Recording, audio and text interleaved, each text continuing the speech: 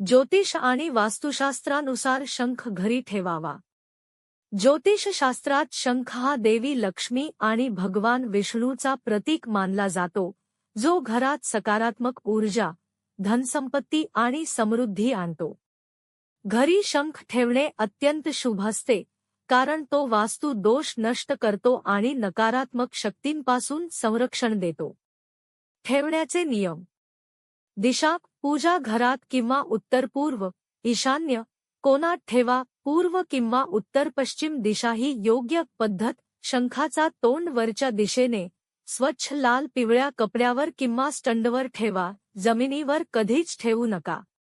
प्रकार आणि संख्या: दक्षिणावर्ती शंख पूजेसाठी उपयुक्त, 2 शंख ठेवावेत, एक पूजेसाठी, दुसरा फुंकण्यासाठी। फायदे: शंखात पाणी भरून सकाळी घरात छिडकाव केल्याने आरोग्य सुधारते, मानसिक शांती मिळते आणि लक्ष्मी कृपा प्राप्त होते।